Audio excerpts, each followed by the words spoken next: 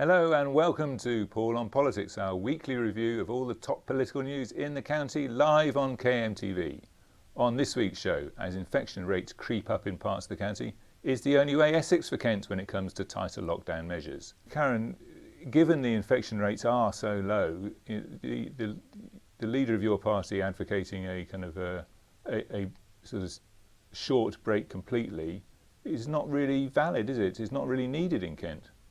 Alinder Keir Starmer he hasn't made this up. Actually, what he's doing is he's listening and taking on board the advice that Sage gave the government on the 21st of September. And what they said was, have a 2-week lockdown or a 3-week lockdown, get everybody locked down. This will break the cycle. This will mean, in fact, that businesses will have the assuredness of going forward. And that's really what we needed to have done. What we've seen now is we're seeing rapidly rising infection of COVID right up and down the country. The latest figures are something like 27,000 extra cases a day. We've seen how lockdowns don't always work because people think they're an exception to the rule, or they don't understand the tier system. I'm hearing this over and over again because they haven't quite understood what it is they're supposed to be doing. And we've seen in Oldham, we've seen people on lockdown, and we've seen the figures double. So do you think then, Karen, that Kent should ask the government to be elevated in terms of its risk factor? I think it's about the government listening to the expert and the scientific advice that's available to them and acting in time to stop the pandemic growing. And what the government's advisors, Sage, said was that this was going to be a catastrophe if we didn't have a lockdown.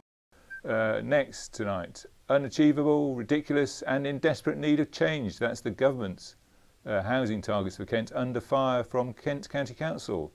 Leader Roger Gough penned a letter to MPs saying the Conservatives might get blitzed at the next general elections, at the next local elections, unless numbers produced by an algorithm are changed. You must be quite happy to see a letter like this. Well, I think we desperately need homes. I mean, I'm looking at it through a particular lens.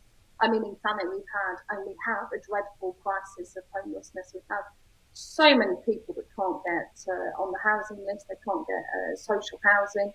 They can't afford what's in the marketplace. You know, we've got very cramped conditions. We've got people sleeping in tents, sleeping in parks, sleeping in cars. I mean, we so need decent housing. So I think this is a little bit of NIMBYism now. Not in my backyard. Go and do it somewhere else.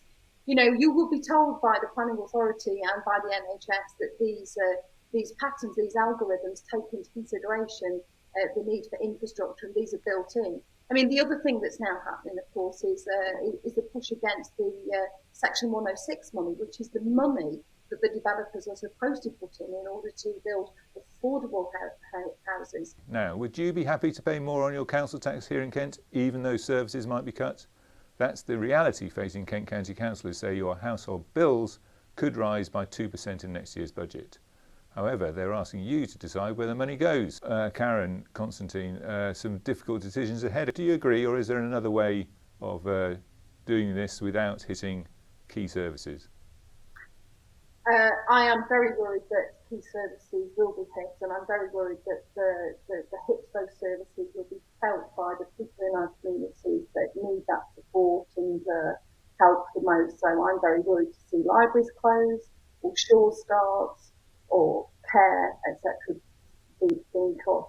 I think it's a bit rich, actually, that we're being told that we're asking the residents to make this decision, because it's actually the council's job to make those decisions, and we're the representatives of the people.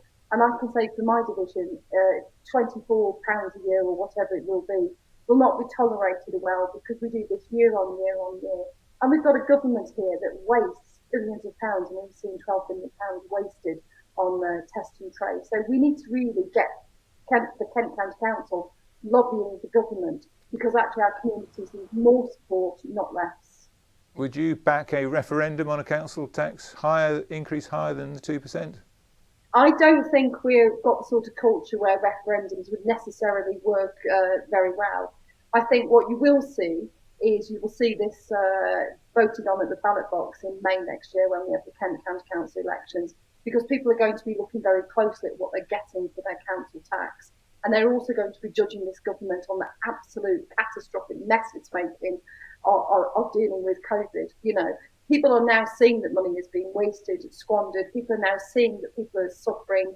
People haven't got the right degree of employment support. Businesses are not being supported through this pandemic as well as they should be and as well as they could be. And this government is, frankly, it's highway robbery. And I think the jig is up. People are beginning to see it for what it is. Next, it seems Britain might be heading towards the Brexit door without a deal. Boris Johnson said today that the government would no longer continue with negotiations, claiming the EU was asking for too much. But what could a no-deal Brexit mean for Kent? A no-deal Brexit for Kent might mean a lot of congestion along the M20. Karen, Constantine, who knows, Manston Airport might be brought into the equation in terms of parking lorries. But it does seem often that this debate just always comes back to, congestion in Kent. What's your take on the idea that, or what do you think the impact of a no-deal Brexit will be? Well, I mean, we were told this was going to be the easiest deal in history. We were told that we held all the cards. We were told that the Europeans would want to deal with us, and and we were the ace in the game, as it were. If road hauliers are having to wait to cross through on the ferries, that is going to be a cost that will be added to our food bills. This is only going in one direction, and I do feel really sorry for the drivers, for the lorry drivers, who are now likely to get stuck with a £300 fine personally if their organisations haven't been able to sort out the Kent Pass for them. I mean, that's just passing the cost down to the little guy. Doesn't this mess, with just 10 weeks to go, prove that an oven-ready deal was nothing but a lie? Because we don't have a deal. We don't have solutions to the Northern Ireland border issue. All of these issues aren't resolved. It's not just about traffic on the roads in Kent. There's going to be many more problems. That's why I broadened it out. This is going to have, a no-deal Brexit is going to have a wholly detrimental impact on very many people. And people were promised one thing, which was an oven-ready deal, and actually what we've got is dead duck. Okay, Nicholas, last word on that. Surely a no deal is going to be worse than having some kind of deal. People voted to leave the European Union. People voted to leave the European Union. And that was the outcome of the general. They voted on the back of the premise that there'd be a deal. Well, there are other arrangements that are being put in place between the United Kingdom and other economies. Okay, we were told we had a deal with the EU. That's what we were told at the general election. We have a deal with the EU. Okay, well, I'm afraid the curfew is coming down on tonight's programme. As always, we've run out of time, but thank you very much to our guests for coming into the studio.